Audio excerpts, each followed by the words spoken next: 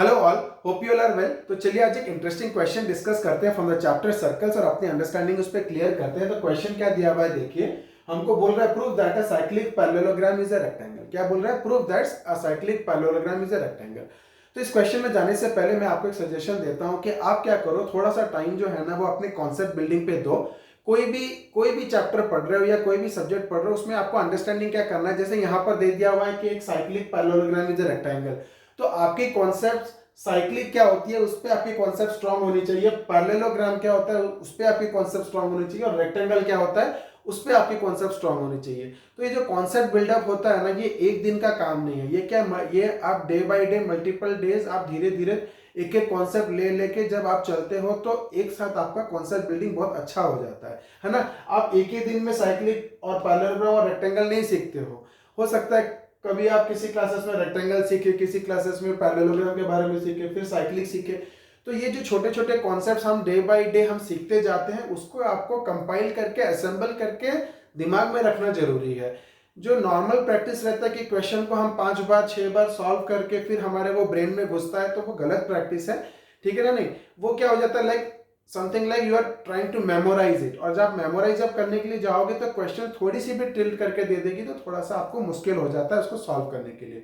तो मेरा सजेशन है कि थोड़ा कॉन्सेप्ट बिल्डअप करके आप ज्यादा टाइम कॉन्सेप्ट बिल्डिंग पे ध्यान दें, और फिर आप देखो आपको क्वेश्चंस कितना इजीली आपका सॉल्व हो जाता है।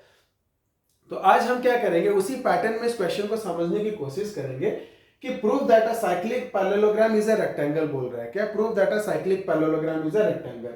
तो देखिए यहां पर ये क्या बोल रहा है कि एक साइक्लिक, अगर एक पैरेललोग्राम साइक्लिक हो, अगर एक पैरेललोग्राम साइक्लिक हो, ठीक है, अगर एक पैरेललोग्राम साइक्लिक हो तो वो डेफिनेटली क्या बन जाएगा, रेक्टेंगल। वो क्या बन जाएगा, रेक्टेंगल। तो हमको सबसे पहले देखना है कि रेक्टेंगल और पैरेललोग्राम में क्या डिफरेंस है, और ऐसा क्या चीज चाहिए रेक्टेंगल को कि हम इस पैरेललोग्राम को हमको साइक्लिक बनाना पड़ रहा है। ठीक है, क्या बोल रहा हूं कि रेक्टेंगल और पैरेललोग्राम में क्या डिफरेंस है, और रेक्टेंगल को ऐसी स्पेशल चीज क्या चाहिए, क्योंकि रेक्टेंगल एक पैरेललोग्राम ऑलरेडी है, बट उसको क्या स्पेशलिटी चाहिए जो कि पैरेललोग्राम के साथ एक साइक्लिक वर्ड जुड़ गया है। ओके, तो हम समझेंगे। देखिए,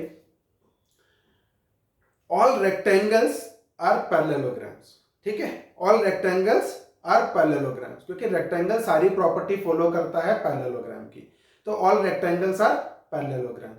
लेकिन हम नहीं बोल सकते कि ऑल पैरेललोग्राम्स आर रेक्टेंगल्स, हम ये नहीं बोल सकते कि ऑल पैरेललोग्राम्स आर रेक्टेंगल्स, ठीक है, ये भी ध्यान दीजिए। तो हम जो बोले सारे पैरेललोग्राम रेक्टेंगल नहीं हो सकते, इसीलिए उसने एक स्पेशल पैरेललोग्राम आपको दे दिया, और वो क्या दे दिया कि भैया अगर साइक्लिक पैरेललोग्राम हो गया तो वो रेक्टेंगल बनेगा, साइक्लिक पैरेललोग्राम हो गया तो वो रेक्टेंगल बनेगा। अब हम समझते हैं कि साइक्लिक क्या होता है। तो साइक्लिक हमने पढ़ा है कि किसी भी क्वाड्रिलेटरल का, यहां पर तो पैरेललोग्राम दे दिया और हमको पता है कि सारे पैरेललोग्राम्स क्वाड्रिलेटरल होते हैं, सारे पैरेललोग्राम्स क्वाड्रिलेटरल होते हैं, बट सारे क्वाड्रिलेटरल पैरेललोग्राम्स नहीं होते। तो जो भी है, तो हम देखेंगे यहाँ पे साइक्लिक पैरेललोग्राम बोल रहा है, मतलब साइक्लिक का मतलब क्या होता है कि जो भी फिगर अगर साइक्लिक बोल दिया तो उस फिगर के चारों कॉर्नर, ठीक है, जैसे यहाँ पे पैरेललोग्राम बोल रहा है तो उसके 4 वर्टेक्स आएंगे, तो चारों वर्टेक्स सर्कल के सरकमफेरेंस पे लाई करेंगे, चारों वर्टेक्स पैरेललोग्राम के सर्कल के ऊपर लाई करेंगे, तो उसको बोलेंगे साइक्लिक क्वाड्रिलेटरल।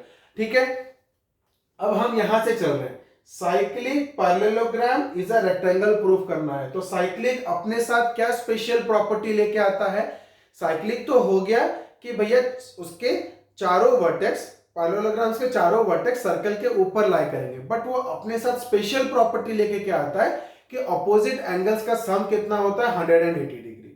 अपोजिट एंगल्स का सम कितना होता है, 180 डिग्री। ठीक है, तो हम समझ गए ये अपने साथ साइक्लिक वाला चीज, ये अपने साथ क्या लेके आ रहा है कि ऑपोजिट एंगल्स का सम कितना हो जाएगा, 180 degree.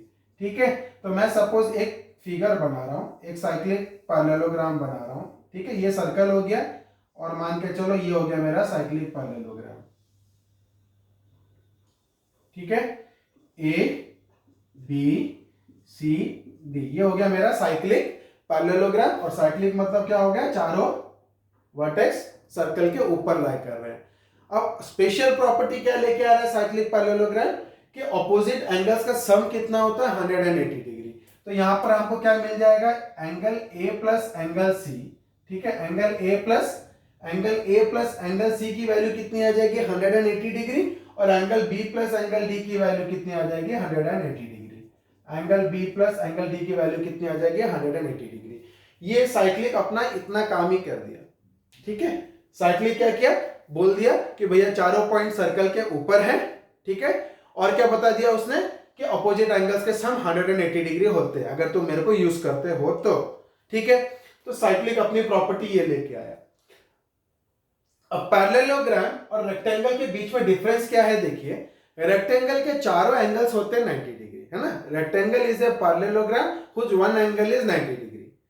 Rectangle is a parallelogram whose one angle is 90 degree. नहीं तो आप क्या कर दीजिए, कोई भी क्वाड्रिलेटरल के चारों एंगल्स 90 डिग्री आप बना दिए तो वो भी क्या बन जाता है रेक्टेंगल। तो ये किस पे फोकस कर रहा है रेक्टेंगल फोकस कर रहा है एंगल्स पे। किस पे फोकस कर रहा है, एंगल पे। तो रेक्टेंगल और पैरेललोग्राम में एक ही चीज का डिफरेंस है, वो क्या है 90 डिग्री। क्या है 90 डिग्री। अगर आप 90 डिग्री बना देते हो एक एंगल को तो ये पैरेललोग्राम बन जाता है क्या, रेक्टेंगल, ठीक है, पैरेललोग्राम बन जाता है रेक्टेंगल। और हमने जो ज्यादातर फोकस किया है कि ज्यादातर बच्चों के दिमाग में ऐसा आता है कि चारों एंगल 90 डिग्री हो गए तो भी क्या बन जा रहा है रेक्टेंगल। तो कोई प्रॉब्लम नहीं है, हम वैसे ही करेंगे। तो पैरेललोग्राम का कौन सा, parallelogram comes with a lot of properties. तो कौन सा प्रॉपर्टी हमको यहाँ पे यूज करना है, तो देखिए रेक्टेंगल बोल रहा है मेरे को एंगल चाहिए, एक एंगल 90 डिग्री चाहिए, है ना। रेक्टेंगल यही बोल रहा है मेरे को एक एंगल 90 डिग्री चाहिए because I am a parallelogram, I need one angle as 90 degree. तो वो एंगल का बात कर रहे हैं। तो एंगल का बात कर रहे हैं तो हम पैरेललोग्राम का कौन सा प्रॉपर्टी देखेंगे, एंगल वाली प्रॉपर्टी। और एंगल वाली प्रॉपर्टी क्या आती है पैरेललोग्राम की कि opposite angles of a parallelogram are equal. Opposite angles of a parallelogram are equal. तो ये पैरेललोग्राम अपने साथ क्या प्रॉपर्टी लेके आएगा कि opposite angles of a parallelogram are equal. Angle A बराबर टू एंगल सी हो जाएगा, एंगल बी बराबर टू एंगल डी हो जाएगा, ठीक है। तो देखिए किसने क्या स्पेशलिटी ऐड किया, साइक्लिक वाले ने ये स्पेशलिटी ऐड किया कि दोनों एंगल्स के सम, अपोजिट एंगल्स के सम 180 डिग्री होंगे और चारों पॉइंट सर्कल के ऊपर लाई करेंगे, ठीक है। ये साइक्लिक अपना काम करके निकल गया। अब पैरेललोग्राम क्या बोला कि भैया मेरा जो है अपोजिट एंगल्स इक्वल रहेगा, अपोजिट एंगल्स इक्वल रहेगा। तो ये अपोजिट एंगल्स इक्वल हो गया, angle A equal to angle C equal to angle B.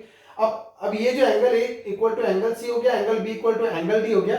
अब ये दोनों कॉन्सेप्ट यूज करके मेरे को रेक्टेंगल प्रूफ करना है, मतलब मेरे को एंगल्स 90 डिग्री प्रूफ करने हैं। तो क्या ये पॉसिबल है, यस। देखिए एंगल ए और एंगल सी बराबर है, एंगल ए और एंगल सी बराबर है, ठीक है। और एंगल ए और एंगल सी को आप ऐड करते हो तो होता है कितना 180 डिग्री। तो ये दोनों एंगल बराबर है, दोनों का ऐड करके हो रहा है 180 डिग्री। तो ऑब्वियस है कि एक एंगल कितना हो जाएगा 90 डिग्री, एक एंगल कितना हो जाएगा 90 डिग्री। तो प्रूव हो गया हमारा कि एबीसीडी एक पैरेललोग्राम पहले से था और एक एंगल उसका 90 डिग्री हमने प्रूव कर दिया। Parallelogram with one angle equal to 90 degree is a rectangle, ये प्रूव हो गया, ठीक है। नहीं तो आपको अगर चारों एंगल्स 90 डिग्री प्रूफ करना है तो आपको क्या करना पड़ेगा, जैसे बताया angle A equal to angle C, angle A plus angle C is equal to 180 degree, angle A equal to angle C equal to 90 degree. Similarly angle B equal to angle D is equal to 90 degree, आप proof कर सकते हो। तो हम लोग step by step चलते हैं किस तरीके से अपन को लिखना है वो। तो prove that cyclic parallelogram is a rectangle. तो हम क्या लिखेंगे, given A B C D is a cyclic parallelogram, is a cyclic parallelogram, ये हमको गिवन है। टू प्रूव क्या करना है, we have to prove that A B C D is a rectangle, A B C D is a rectangle.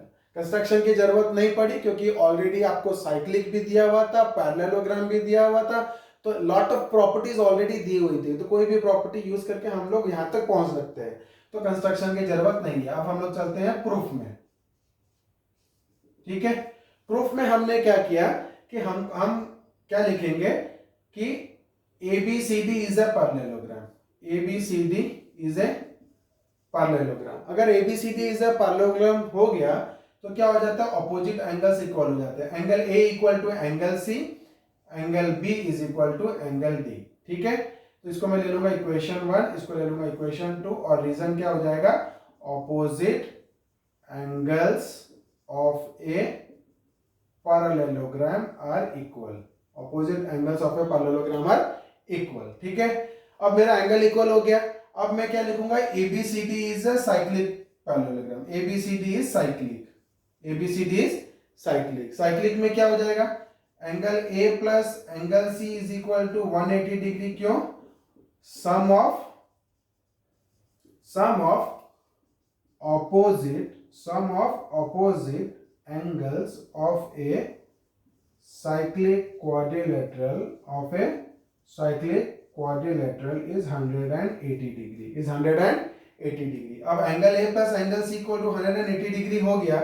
Angle A और angle C क्या बराबर है, तो हम लोग क्या लिख सकते हैं, एंगल A प्लस C के जगह क्या लिख देंगे, angle A equal to 180 degree, और यहाँ पे लिख देंगे because angle A equal to angle C.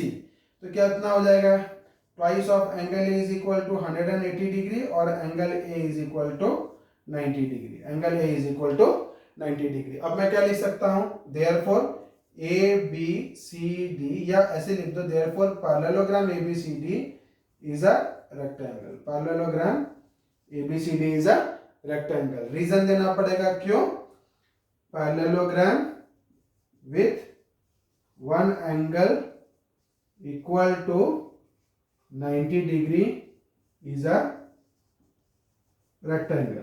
Parallelogram with one angle equal to 90 degree is a rectangle. और जैसे कि मैंने आपको बताया कि जैसे एंगल A इक्वल टू 90 निकल गया, तो angle A equal to angle C 90 degree हो जाएगा. आप एक लाइन और ऐड कर सकते हो, similarly angle B equal to angle D is equal to 90 degree. अगर आपको चारों एंगल 90 डिग्री प्रूव करना है तो उस हिसाब से भी कर सकते हो. ठीक है, तो देखिए इस क्वेश्चन को आप जब स्टेप बाय स्टेप कॉन्सेप्ट देख के ब्रेक करके आप जब समझे तो आपको ये क्वेश्चन कितना इजी हो गया. सिमिलरली हम क्या करेंगे, अपने आगे वीडियोस में जो भी क्वेश्चंस लेके आएंगे उसको बहुत ही बिट साइज एक्सप्लेनेशन में आपको एक्सप्लेन करके देंगे और आपकी कॉन्सेप्ट पूरी क्लियर करके देंगे. तो बने रहिए मेरे साथ मेरे आगे वीडियोस के लिए. Thank you.